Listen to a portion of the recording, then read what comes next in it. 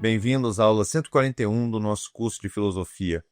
Hoje vamos explorar as ideias de um pensador que, apesar da sua enorme relevância, muitas vezes fica à sombra dos grandes nomes da filosofia do passado. Eu estou falando de Martin Buber, um filósofo que ousou questionar os alicerces da modernidade ao propor uma visão radicalmente relacional da experiência humana. Quando eu comecei a estudar Martin Buber, no início deste milênio, ainda na UERJ, fazendo minha graduação, eu fiquei muito impressionado com a simplicidade e, ao mesmo tempo, a profundidade das suas ideias. Porque Buber consegue, com poucas palavras, desmontar séculos de individualismo filosófico. Ele consegue nos convidar a repensar o que realmente significa ser humano. E é isso que eu quero compartilhar com vocês hoje. Uma filosofia que pode transformar não só o nosso entendimento teórico, mas também a nossa maneira de estar no mundo e de nos relacionarmos uns com os outros.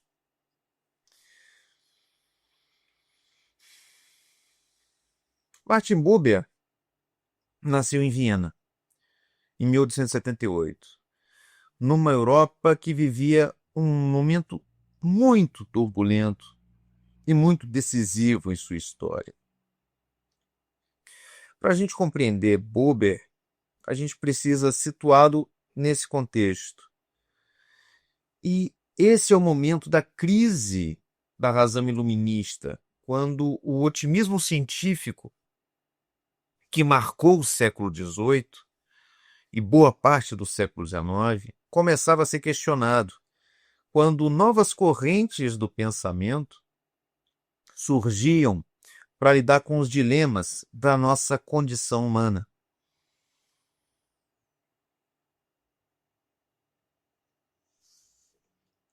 E algo muito notável é como a biografia de Buber mostra justamente que na sua vida se apresentam muitos dos temas que ele viria a desenvolver filosoficamente.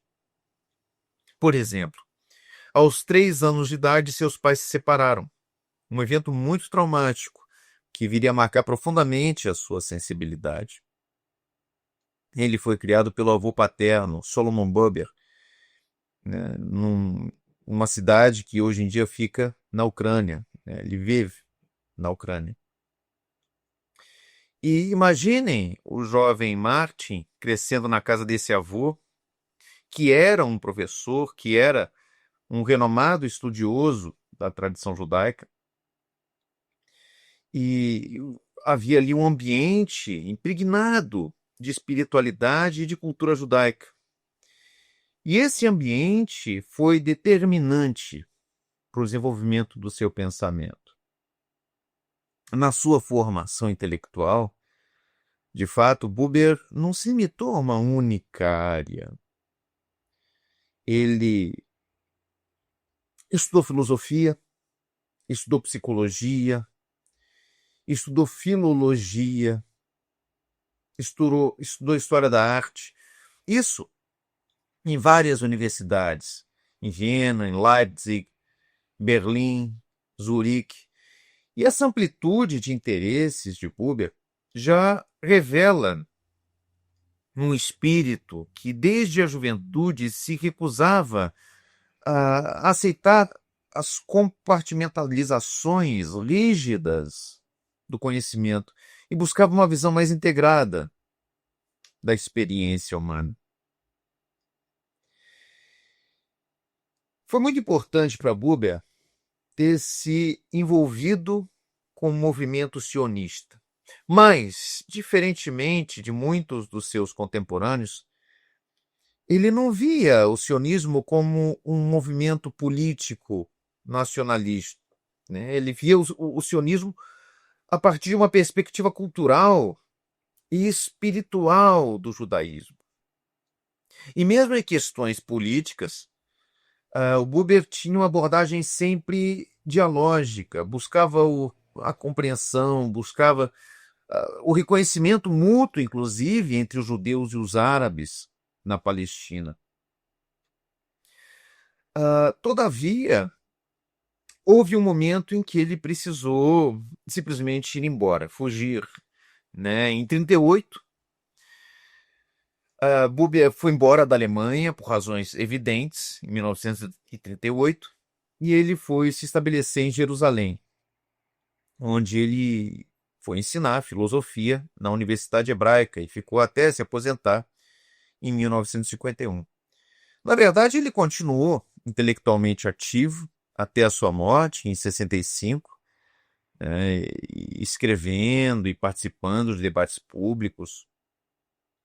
Ele deixou um legado muito relevante para pensarmos as questões e os dilemas do nosso tempo. Porque, assim, é certo que nenhum filósofo é uma ilha, né? E Buber dialogou com várias tradições de pensamento. E ele realmente sintetiza influências que aparentemente são muito díspares. E ele faz isso numa visão coerente, numa visão que faz sentido e que é original. Só pensando na filosofia, a gente consegue identificar várias influências importantes no pensamento de Buber. Bom, em primeiro lugar, uma influência que é praticamente incontornável na modernidade, que é Kant. O Kant aparece no pensamento de Buber a partir da sua preocupação com os limites do conhecimento e com a questão da própria subjetividade. Mas Buber vai além do sujeito kantiano. Ele mostra como a própria subjetividade se constitui na relação. De Hegel, Buber absorve uma visão dialética das relações humanas, né? Mas ele rejeita o sistema totalizante de Hegel. Ele prefere uma abordagem mais existencial, mais concreta dessas relações. Nietzsche também. Nietzsche deixou uma marca no pensamento de Buber, especialmente na crítica à modernidade e na valorização do indivíduo autêntico. Mas, para Buber, a autenticidade nunca é solitária. E lembremos que Nietzsche, em certo sentido, era um individualista. Para Buber, a autenticidade se realiza no encontro. Mas as influências mais profundas de Buber talvez tenham vindo não do campo da filosofia acadêmica, tenham vindo do campo religioso e espiritual. A mística judaica, em particular o hassidismo, com a sua ênfase na alegria, na presença de Deus no cotidiano, na sacralidade do encontro humano, foram determinantes para a sua filosofia. E é interessante perceber que, mesmo sendo judeu, Buber também se interessou profundamente pelo cristianismo, muito especialmente pelos evangelhos.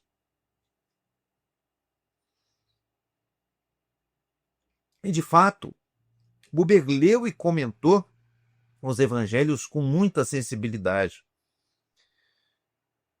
Para ele, as fronteiras entre as tradições religiosas eram porosas, né? E ele acreditava na possibilidade de um diálogo fecundo entre elas. É sempre complicado enquadrar pensadores muito originais como Buber em escolas específicas.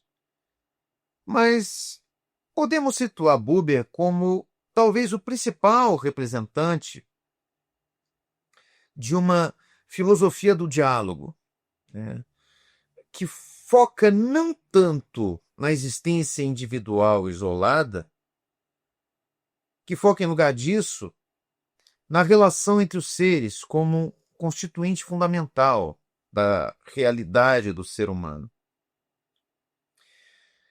De todo modo, Buber é frequentemente associado a um existencialismo de cunho mais religioso, ao lado de pensadores como Kierkegaard, como Gabriel Marcel, como Paul Tillich. E o que caracteriza esse existencialismo religioso é a ênfase na liberdade, na responsabilidade e também na transcendência, sempre no contexto do relacionamento humano concreto e da abertura ao transcendente. O que me parece mais adequado é compreender Buber como um pensador que transita entre fronteiras, entre a filosofia e a teologia, entre a tradição e a inovação, entre particular, por exemplo, a sua vinculação ao judaísmo e universal, que é a sua visão da condição humana.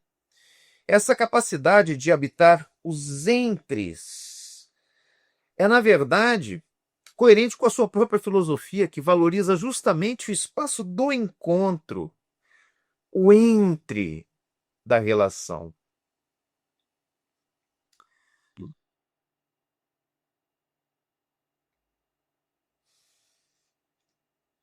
Podemos chegar agora a um ponto crucial: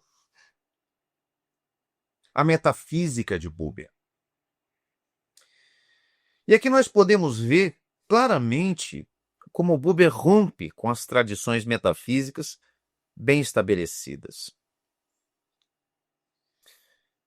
A metafísica ocidental, desde Platão, passando por Aristóteles, até Descartes e além, foi predominantemente uma metafísica da substância, uma metafísica da essência, da identidade, em que o ser é pensado como aquilo que subsiste em si mesmo, que permanece idêntico a si, apesar das mudanças acidentais.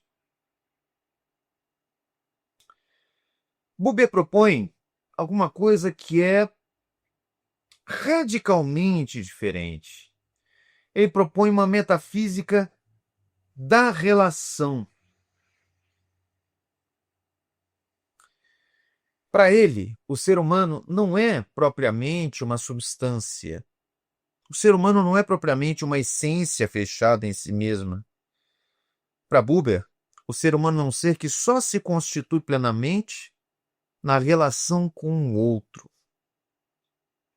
É no encontro que o ser se revela na sua plenitude.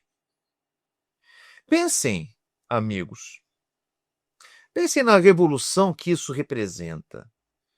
Porque não se trata mais aqui do cogito cartesiano, do eu penso solitário, que fundamenta a existência, que fundamenta a própria realidade. Trata-se, ao contrário, do eu encontro alguém.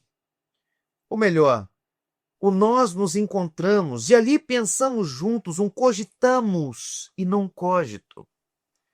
A existência autêntica não é mais concebida como uma autossuficiência. A existência autêntica, com Buber, é concebida como uma abertura e como uma resposta ao outro. Um exemplo cotidiano pode ilustrar essa mudança de perspectiva. Quando nós perguntamos quem é você, geralmente esperamos uma resposta baseada em atributos individuais. Eu sou Gustavo, eu sou professor, sou brasileiro, né, gosto de música renascentista. Mas na perspectiva buberiana, a pergunta mais fundamental seria: com quem você se relaciona? Quem são os seus tus? Porque é nessas relações que o eu realmente se constitui e se revela. Isso não significa que Buber negue a individualidade. Pelo contrário, Buber valoriza profundamente a individualidade das pessoas. Mas para ele a verdadeira individualidade não é o isolamento. A verdadeira individualidade para Buber é a capacidade de entrar numa relação autêntica. Quanto mais capaz eu sou de me abrir ao encontro genuíno com o outro, mais plenamente eu me torno eu mesmo. Se eu tivesse que resumir o pensamento de Buber em uma frase, seria esta: o ser humano é essencialmente um ser de relação. O ser humano é relação. E a partir desse princípio básico, Buber desenvolve uma visão bastante sofisticada das diferentes formas de relação que nós podemos estabelecer com o mundo e com os outros. E aqui a gente chega ao núcleo da filosofia de Buber. A distinção entre as atitudes fundamentais eu, isso, e eu, tu. A relação eu, isso, é aquela em que o sujeito é visto como um outro objeto, em que o outro é visto não como alguém, mas como uma coisa a ser utilizada, a ser analisada, a ser classificada. Aqui a gente está diante de uma relação instrumental, de uma relação objetivante do outro. Não há um encontro genuíno. Há uma experiência em que o eu mantém uma distância do objeto. O eu observa o objeto. O eu analisa o objeto. O eu manipula o objeto. Então, o outro é reduzido a um conjunto de qualidades e de funções. Vamos ver alguns exemplos dessa atitude eu, isso, no cotidiano. Quando, por exemplo, quando um médico trata o paciente apenas como um caso clínico, como um conjunto de sintomas, sem ver a pessoa na sua integralidade. Quando um professor vê seus alunos apenas como receptáculos do conhecimento, numa educação bancária, como apontava Paulo Freire, e não como seres humanos complexos em formação. Quando nas redes sociais nós tratamos os outros como números, a partir das categorias de curtidas, visualizações, seguidores, e não como presenças humanas autênticas. Quando, num debate político, nós vemos o oponente somente como representante de uma ideologia e não como uma pessoa com as suas próprias razões, com as suas próprias vivências. E, em contraste com isso, a relação eu-tu é aquela em que o outro é reconhecido na sua alteridade, na sua unicidade, na sua singularidade, na sua presença integral. E aqui não se trata mais de uma relação sujeito-objeto, mas sujeito-sujeito. Porque o outro não é mais um isso. Agora o outro é um tu. Um ser que me questiona, me interpela, me convoca a uma resposta.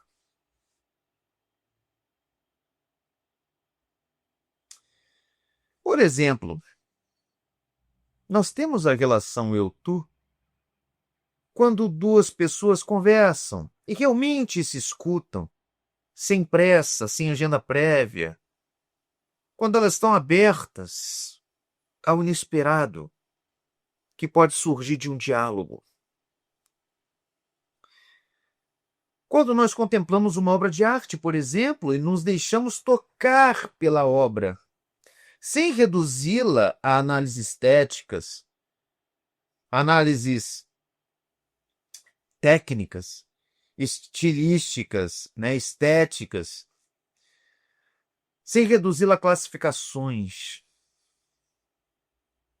Quando, por exemplo, um terapeuta estabelece uma relação de confiança com seu cliente e vê o cliente não apenas através das categorias diagnósticas, mas como um ser humano único na sua jornada, né?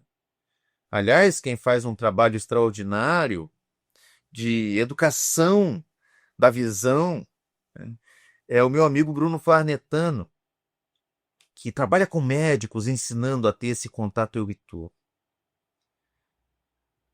E também quando nós, na natureza, nos deixamos tocar por ela, por um pôr do sol, pelo mar, pela beleza de uma árvore, e vemos a natureza sem uma relação de consumo de uso. Estamos também na relação eu e tu. Isso significa que uma característica fundamental dessa relação eu e tu é que ela não pode ser forçada, ela tem que acontecer quando nós nos abrimos à presença do outro. Quando nós nos permitimos ser tocados e transformados por esse encontro. Nós não podemos provocar ativamente. Na verdade, a relação eu e tu é uma relação de abertura para a ação do outro, né? E é um lugar privilegiado também do sagrado. Porque para ele, Deus não é um objeto a ser conhecido, demonstrado por provas lógicas, filosóficas. Deus é um eterno tu. É aquele que nos pergunta, que nos interpela, que exige uma resposta através de cada encontro autêntico. E cada vez que entramos numa relação eu-tu com um ser, para Buber, nós abrimos uma janela para o divino.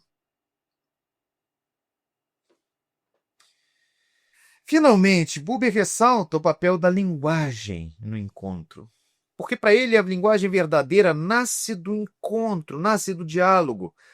A linguagem não é um instrumento primariamente de designação de objetos. A linguagem é o meio pelo qual nós respondemos ao apelo do outro. A linguagem é o meio pelo qual nós dizemos tu a um ser. Enfim, em 1923, Buber publicou a sua obra mais influente. É um pequeno livrinho, curto em extensão, mas extremamente denso, extraordinariamente profundo. O nome do livro é Eu e Tu. Está publicado pela Martins Fontes aqui no Brasil. Esse livro foi escrito num estilo quase poético, num estilo aforístico, e representa a visão de Buber da existência humana como fundamentalmente relacional. A tese central desse livro é simples e pode ser resumida numa frase: o homem se torna eu no encontro com o tu. Ou seja, não é o isolamento, não é a introspecção solitária que nos constitui como pessoas, é a relação, é o diálogo, é o encontro. E Buber já começa o livro estabelecendo essa distinção fundamental entre as atitudes básicas que podemos ter diante do mundo. A atitude eu isso e a atitude eu tu. E a relação que nós temos com o isso, né, o mundo do isso, é uma relação de experiência, de utilidade, de uso. Trata-se de uma relação onde nós organizamos o mundo, onde nós classificamos as coisas, onde nós utilizamos os objetos. É o mundo da ciência, da técnica, da economia.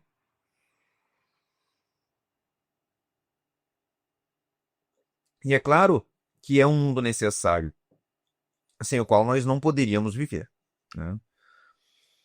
Porque basta pensar em quantas relações eu isso estabelecemos diariamente.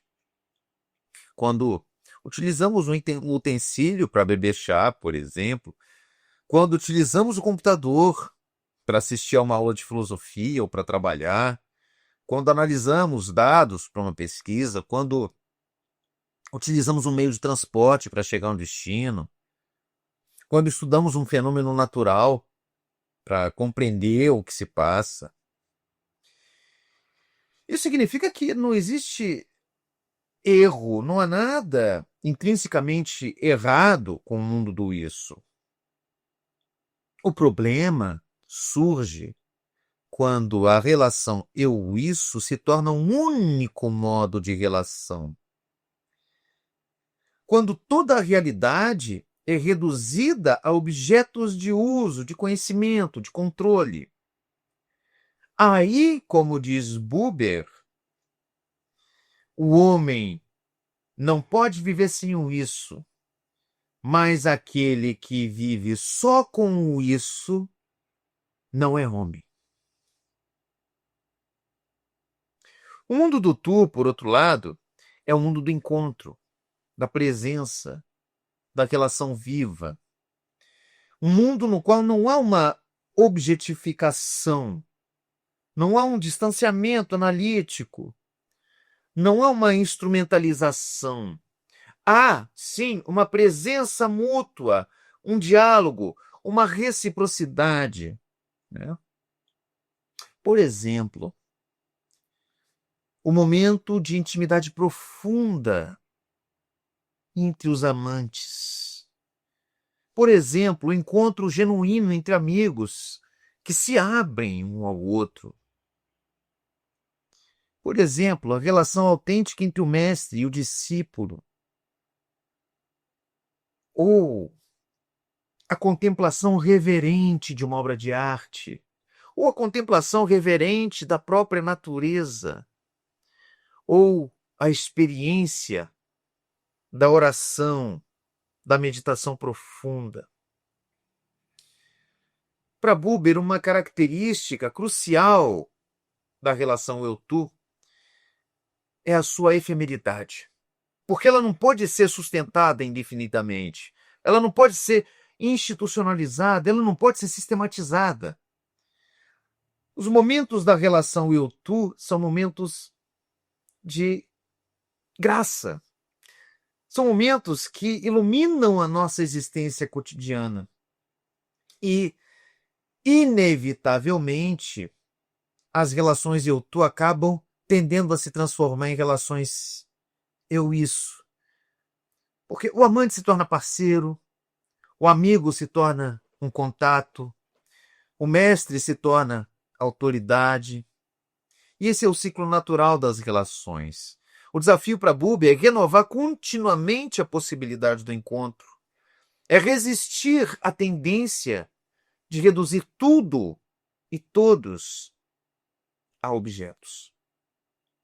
Eu acho que uma das contribuições mais originais da obra O Tu é a concepção de Deus como um tu eterno. Para Buber, Deus não é um conceito teológico, não é uma substância metafísica, não é uma entidade sobrenatural. Deus, para Buber, é encontrado no próprio fenômeno da relação. É encontrado na possibilidade sempre renovada do encontro. Cada relação autêntica, eu, tu, é uma janela para o divino. Por quê? Porque nessa relação eu-tu autêntica, nós experimentamos a transcendência e compreendemos que o outro não pode ser reduzido a uma categoria, não pode ser reduzido à sua utilidade. Buber escreve, e eu cito de memória: as linhas de todas as relações, se prolongadas, se entrecruzam no tu eterno. Ou seja, em última análise, toda abertura para o outro é também uma abertura para o absolutamente outro, para o tu que jamais pode se tornar isso. Vamos explorar mais detalhadamente alguns exemplos que ilustram a diferença fundamental entre as relações eu-isso e eu-tu.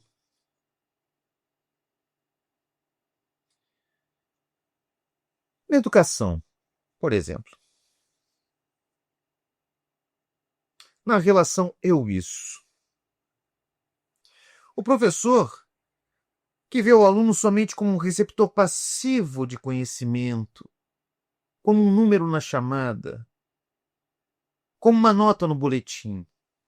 O aluno aqui é reduzido a um objeto de avaliação, de classificação, e o conhecimento é tratado como uma mercadoria a ser transferida. Paulo Freire, na Pedagogia do Oprimido, faz a crítica desse tipo de relação. E ele estava certo nisso. Já na relação eu-tu, o educador que estabelece um diálogo genuíno com os seus alunos, o educador que está aberto a ser transformado por esse encontro, o educador que vê cada aluno como um ser único, com a sua própria voz, com o seu próprio caminho, é um educador verdadeiro. E nesse caso, o conhecimento emerge do próprio encontro. O conhecimento emerge da autêntica conversação. E aqui eu lembro uma vez, eu dei aula para uma turma de 8º ano, e era uma turma bastante desafiadora, na Niterói, há muitos anos, né? E um dos alunos era conhecido por não parar quieto. A minha primeira tendência, logo que eu cheguei nessa turma, foi ver esse aluno como um problema que eu devia gerenciar. E essa é uma atitude de, obviamente, isso, né? E um dia, esse menino me perguntou se podia assistir a minha aula deitado. E eu permiti. E nesse momento, algo mudou. Nesse momento, o Caliel não foi mais um caso disciplinar. Eu entendi o Caliel, esse aluno, como um ser humano complexo, com suas aspirações, dificuldades, potencialidades. E passei a dar para ele a liberdade de que ele precisava. E ele conseguiu começar a acompanhar as aulas e ele conseguiu começar a participar, a fazer perguntas, né? De um modo que era existencialmente confortável para ele. Eu me lembro que nesse episódio específico, um dia a coordenadora entrou na sala de aula, viu o Caliel deitado lá placidamente, debaixo do quadro, e eu explicando lá a filosofia. E a coordenadora, então, chamou a atenção dele, eu fui para fora da sala com ela, falei, não, mas eu deixei. Aí ela, como assim? Você deixou? Eu falei, depois da aula eu te explico. Né? Depois da aula, então, fui ter com a coordenadora e ela me olhava assim, sem entender de onde surgiu esse louco que deixa os alunos deitarem na sala de aula. É um colégio bem tradicional, assim, com ensino tradicional. O colégio não era tradicional em si, que tinha poucos anos, mas o ensino era bem tradicional. No fim, ela olhou assim e riu e me deu o benefício de ser professor de filosofia, né? Tipo, esses loucos professores de filosofia. O problema é que depois, né, durante aquele ano foi ótimo, o Caliel. Depois eu reencontrei o Caliel no ensino médio e ele estava completamente diferente. Ele dormia a aula inteira, usava um capuz, se deitava. O Calhau, que sempre conversava comigo, com os outros professores na hora do intervalo, ele não conversava mais, só queria ficar na dele deitado. E eu fui conversar com a coordenadora. Isso foi 2 anos depois, né? E aí eu fui ter com ela. Eu queria conversar sobre o Calileco, sobre o Caliel. Né? Se o Caliel tiver assistido essa aula, ele vai se lembrar. Eu acho que não vai assistir, mas se ele estiver assistindo. Enfim, eu não falei o nome da escola, não falei a cidade, nada disso. Né? E aí A coordenadora me disse, feliz, me disse. Ele tá ótimo, né? Os professores estão dizendo que ele tá ótimo agora. Ele tá medicado. Nesse momento, meu coração se apertou e eu tive uma vontade, não sei se era de xingar, não sei se era de chorar, né? Enfim, porque ele novamente estava sendo visto por tanta gente como isso que precisava ser controlado, que precisava ser consertado e não como um eu. Vamos a outro exemplo, né? Nas relações amorosas. Nós podemos também entender com muita clareza essa distinção entre o eu tu e eu isso. Na relação eu isso, o parceiro vê o outro como um meio de satisfação dos desejos, um meio de obter prazer, de obter status. E aqui o relacionamento é baseado na utilidade, naquilo que o outro pode oferecer. O outro é reduzido a funções, a qualidades, a valor, é um homem de valor, uma mulher de valor, né? Na relação eu-tu é diferente. Aqui a gente está falando de amantes que se encontram em sua totalidade, que se reconhecem mutuamente como seres únicos, singulares, irredutíveis. E o encontro eu-tu não é motivado pela utilidade, é motivado pela presença, pelo mistério do outro, que nunca pode ser totalmente apreendido. Aqui eu lembro de um casal de amigos que eu acompanhei ao longo dos anos. No início do relacionamento deles, eu via com muita nitidez uma tendência a idealizar o parceiro, a projetar no parceiro expectativas, desejos, que é uma forma sutil de objetificação. Mas com o tempo, com as inevitáveis crises do relacionamento, eles tiveram que confrontar a alteridade real um do outro. Eles aprenderam a dizer verdadeiramente tu ao parceiro real, não ao parceiro imaginado. E isso, enfim, que permitiu que eles mantivessem o relacionamento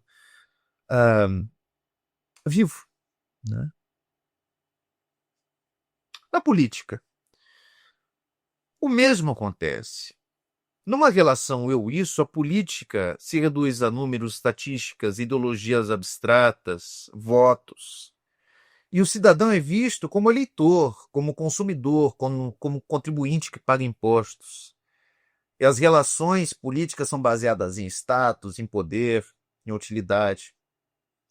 Mas na relação eu-tu é diferente. A política é vista como um encontro autêntico entre cidadãos, como um diálogo verdadeiro, genuíno sobre o bem comum. E aqui acontece o reconhecimento da dignidade inalienável de cada pessoa, independentemente da sua utilidade social, da sua utilidade econômica.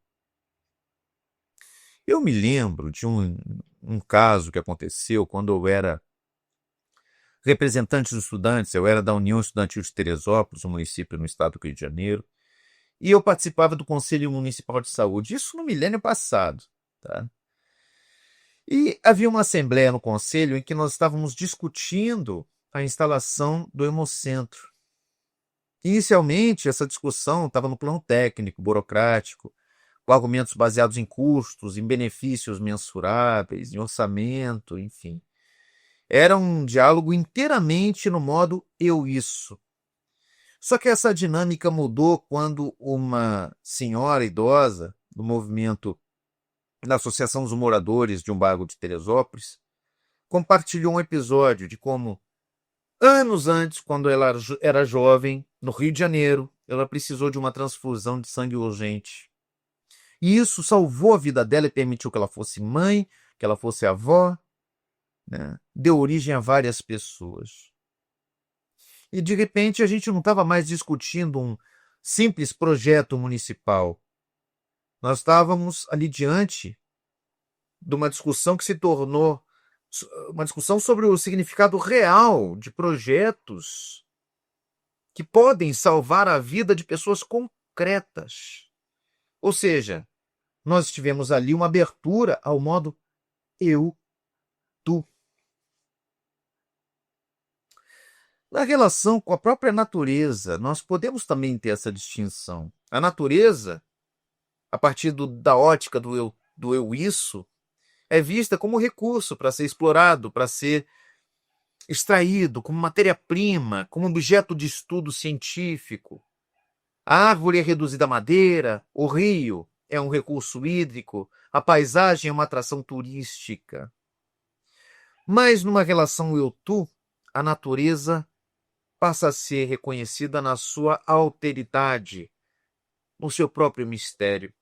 A árvore passa a ser vista como uma presença viva. O rio tem a sua própria voz. A paisagem é uma parceira de diálogo. E aqui eu vou lembrar de uma experiência que todos vocês devem já ter vivido, cada um a seu modo.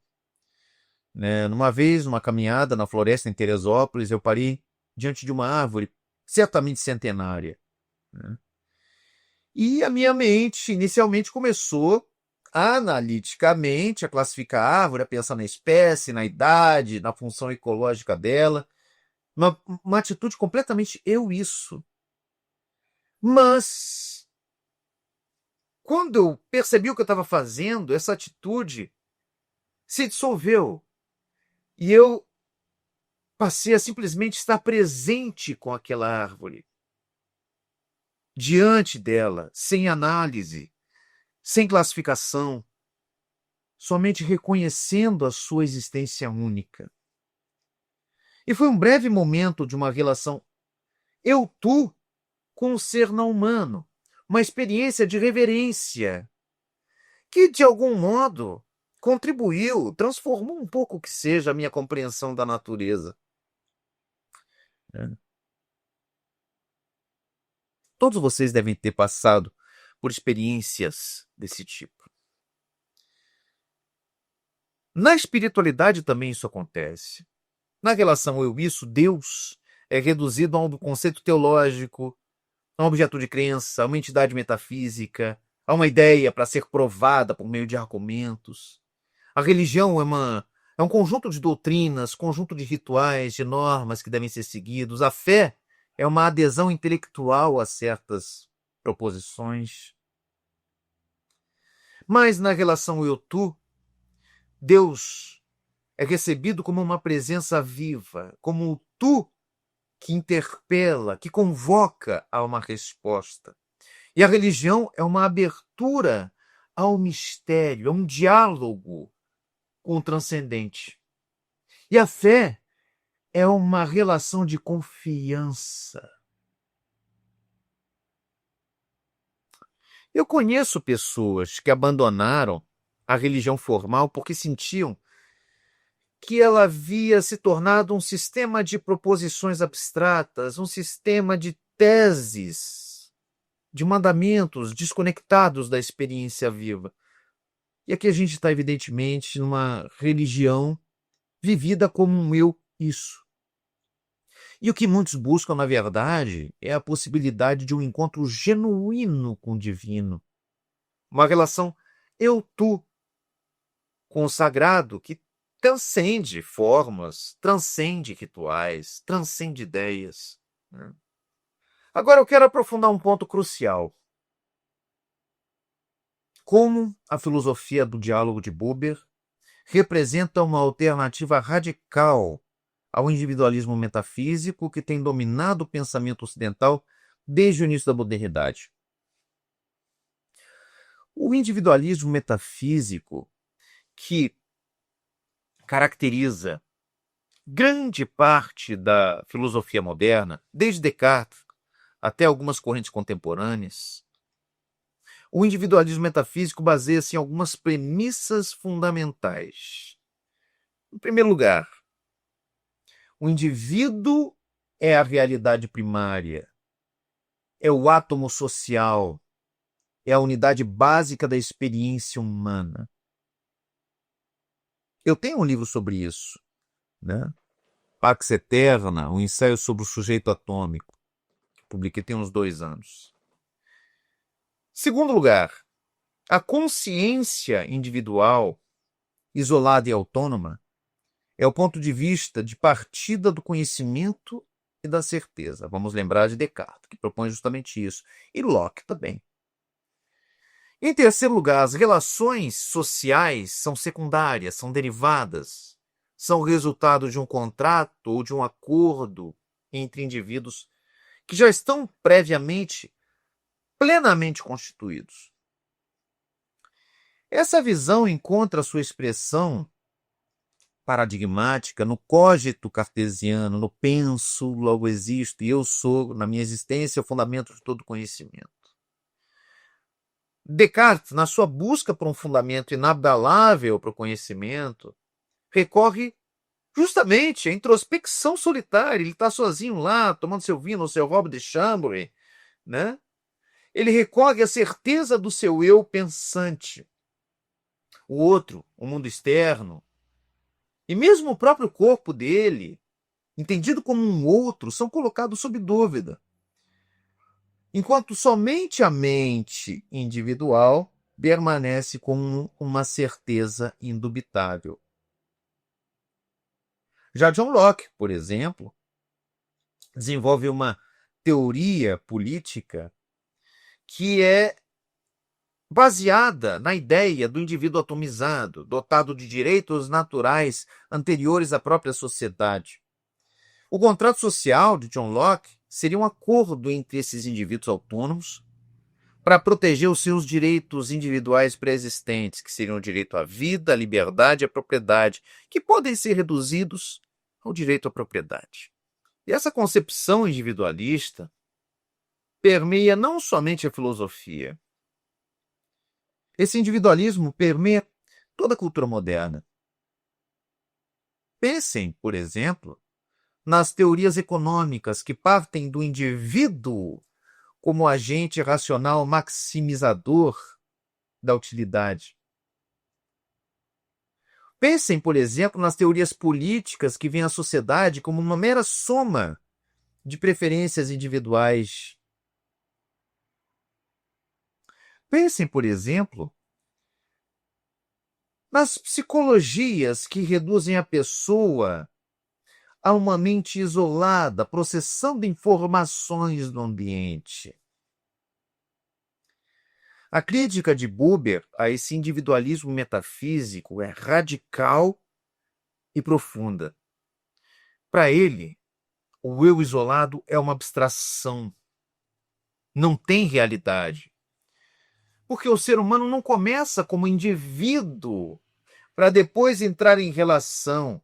O ser humano, para Buber, e ele está certo nisso, é desde o início um ser em relação. Buber diria que Descartes errou o ponto de partida. Não se trata de um penso, logo existo. Trata-se, na verdade, de um relaciono-me, logo existo. Ou talvez alguém me diz tu, logo sou eu. Sim, porque pense na experiência de um bebê. Ele não começa como um eu consciente que depois descobre os outros. É justamente pelo encontro com os outros, especialmente com a mãe que o acolhe, o alimenta, o olha nos olhos. É pelo encontro com os outros que o bebê gradualmente se descobre como um eu. É o tu da mãe que desperta o eu infantil. A relação precede a individualidade. Essa inversão tem consequências muito profundas.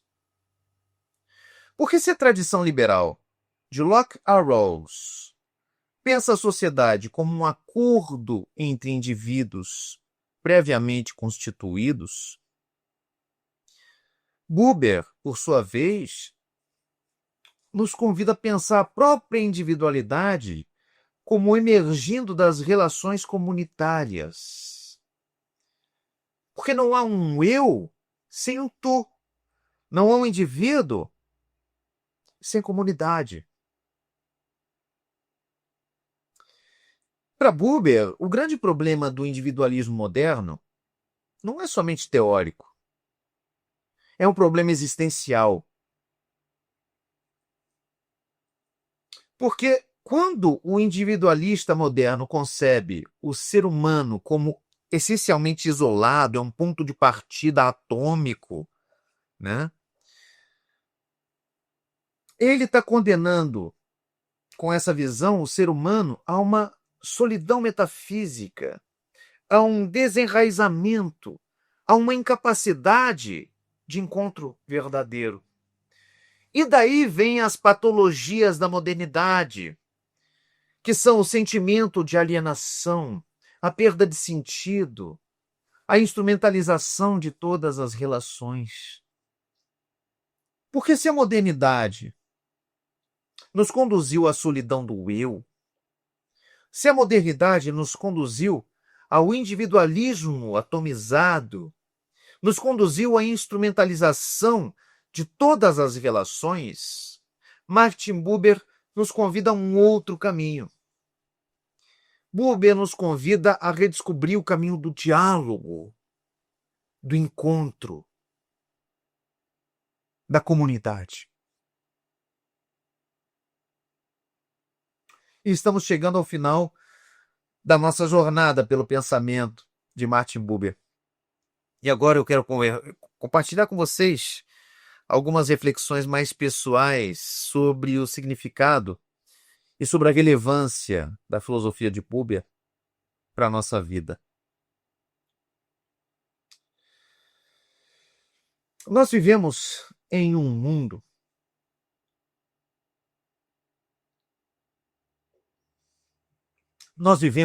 profundamente marcado pelo modo eu-isso.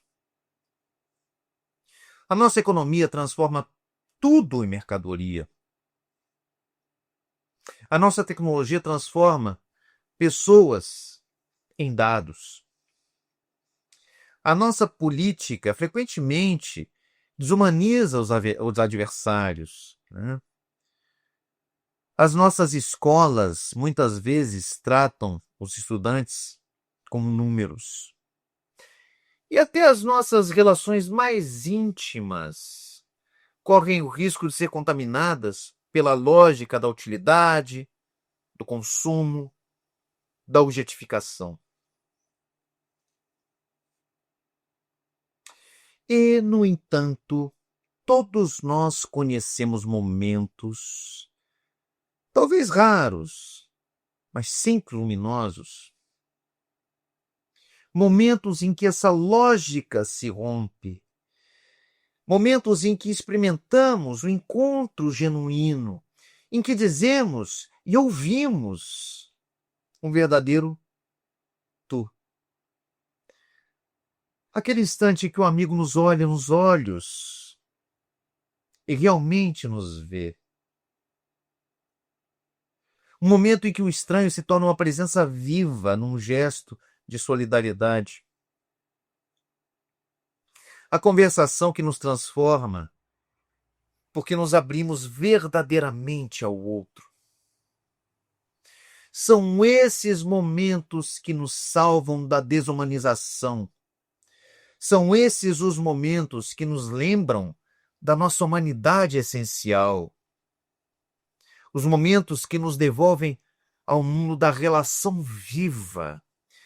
E é esse o convite fundamental de Buber. Devemos reconhecer e cultivar a possibilidade sempre renovada do encontro. Não se trata, amigos, de negar o mundo do isso, porque seria impossível, seria mesmo indesejável. Precisamos de objetos, precisamos de técnicas, precisamos de instrumentos para viver, né? O que eu faria sem as minhas canetas, por exemplo, e hoje em dia o que faríamos sem o celular, né? O problema não é a existência do isso. O problema é a sua predominância exclusiva, é o seu imperialismo que invade todas as esferas da vida. O desafio, como nos ensina Buber, é manter viva a nossa capacidade de transitar entre os dois modos de relação e manter viva a nossa capacidade de não nos deixar aprisionarmos no mundo reificado do isso. Precisamos deixar aberta a possibilidade do tu. É um desafio existencial, é um desafio ético, é um desafio espiritual, é um desafio também político. É um desafio existencial, por quê? Diz respeito ao nosso modo fundamental de ser no mundo. Esse é um desafio ético também, porque implica uma atitude de responsabilidade pelo outro. É um desafio espiritual porque nos abre ao mistério, à transcendência que se manifesta no encontro. E é também um desafio político porque exige a construção de estruturas sociais que favoreçam o diálogo, a comunidade, que favoreçam o reconhecimento mútuo. E me permitam terminar esta aula de hoje com uma história pessoal. Há alguns anos, quando eu morava em Portugal, eu estava numa viagem de trem e eu estava sentado no trem junto a um senhor bastante idoso. E como muitos de nós, nos transportes públicos, eu estava absorvido lá, mandando mensagem no telefone, isolado na minha bolha, né? E o homem começou a conversar comigo. E, num primeiro momento, eu senti uma ponta de irritação. Aquela irritação que aparece quando alguém interrompe o nosso isolamento. Mas alguma coisa me fez parar, guardar o telefone e realmente escutar. E naquelas 2 horas de viagem, né, até Lisboa, ele me contou a sua história de vida. Ele vinha de uma aldeia pequenininha e os portugueses chamam os pequenos povoados rurais de aldeias, né? Então ele vinha de uma aldeia e havia perdido recentemente a esposa, também muito idosa, e ele estava a caminho do hospital em Lisboa para um tratamento difícil de saúde, né? E essas não eram informações extraordinárias. Tratava-se de uma vida comum, por assim dizer. Mas a forma como ele falava, a forma como ele me olhava, e a atenção que eu concedi a ele e que ele concedeu a mim, esse momento possibilitou a criação de um espaço de autenticidade bastante rara entre dois estranhos, né? E ali não éramos mais o passageiro da poltrona 23 e o senhor de bengala ao lado dele, que são categorias do mundo do isso. Ali nós éramos presenças vivas, um para o outro, num genuíno encontro eu-tu. Então, quando chegamos à minha estação e eu me despedi, eu senti que algo havia mudado em mim.